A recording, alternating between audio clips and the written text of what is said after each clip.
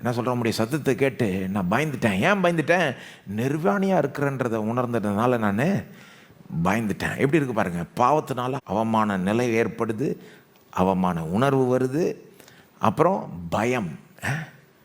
பயம், அந்த shame leads to fear. அதை பார்க்கலாம் இங்கே.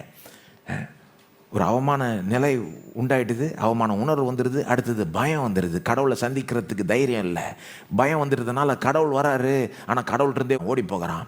அது என்ன காண்பிக்குது? மனித உறவுகள் மட்டும் இல்லை, கடவுளோடு இருக்கிற அந்த உறவுலேருந்து மனுஷன் விலகிறான். நான் நினைக்கிறேன் அவன் அந்த விளக்கப்பட்ட கனியை சாப்பிட்ட உடனே தன்னுடைய மனைவியிட்டிருந்தே கொஞ்சம் விலகிட்டு இருப்பான். இவ்வளோ நாளாக மனைவியோட ஒன்றாய் இருந்தவன் அவன் இப்போ மனைவிட்டிருந்தே கொஞ்சம் விலகிட்டு இருப்பான் ஃபஸ்ட்டு. ஏன்னா அதனால தான் அவனுடைய நிர்வாணத்தை மனைவிட்டிருந்தே மூடுறான். இது வரைக்கும் செய்யாத ஒரு செயலை செய்கிறான். அடுத்தது கடவுள்கிட்டருந்தே விலகிறான். இப்போ கடவுள் அங்கே வராரு, தூரமாக போய் ஒளிஞ்சிக்கிறான். Shame leads to withdrawal from relationships.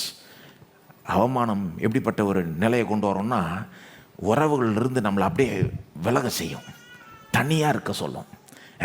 அந்த அவமான உணர்வு வர்றப்போ நமக்கு எப்படி ஆகிடும்? அப்பா, நான் ஒரு அருவருப்பானவன், எனக்கு வாழ்கிறதுக்கே தகுதி இல்லை, நான் ஒரு மோசமானவன் அப்படின்னு நினச்சிக்கிட்டு, சரி யார்கிட்டையும் போய் உறவாட வேண்டாம், யார்கிட்டையும் பேச வேணாம், யாரோடைய நேரம் செலவழிக்க வேணாம், ஃப்ரெண்ட்ஸும் வேண்டாம், யாரையும் பார்க்க வேணாம், தனியாக ரூமில் உட்காந்துக்கிட்டு இதை செய்யலாம்.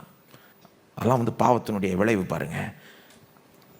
அப்போ எப்படி இருக்கு பாருங்க. 11ஆம் வசனத்தில் தேவன் சொல்கிறாரு அவனை பார்த்து, நீ நிர்வாணின்னு உனக்கு யார் சொன்னது?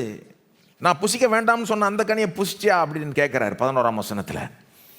அவன் என்ன சொல்லியிருக்கணும்? ஆமாம் ஆண்டவரே. ஆதாம் என்ன சொல்லியிருக்கணும்? ஆமாம் ஆண்டவரே, நீ புசிக்கக்கூடாதுன்னு சொன்ன அந்த கனியை நான் புசிச்சிட்டேன், மன்னிச்சிடும் ஆண்டவரே அப்படின்னு சொல்லியிருக்கணும்ல. தேவன் கேட்குறாரு, புசிச்சியான்னு கேட்குறாரு. ஆமாம் ஆண்டவரே, மன்னிச்சிடும், செஞ்சுட்டேன் ஆண்டவரே சொல்லியிருக்கணும். அதை விட்டு என்ன சொல்கிறான்? நீர் கொடுத்த அந்த பெண் தான்.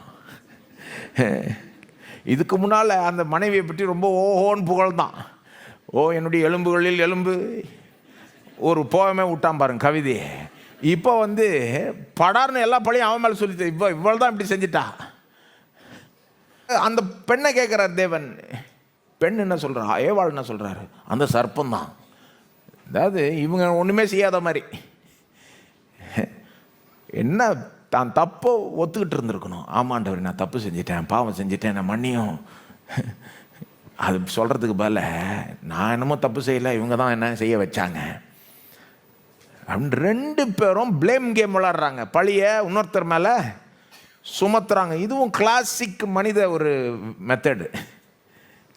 தங்களுக்கு ஒரு குற்ற உணர்வு, அவமான உணர்வு வந்துட்டப்போ அதை வந்து இன்னொருத்தர் மேலே ட்ரான்ஸ்ஃபர் பண்ணி விட்டுருவாங்க. இது வந்து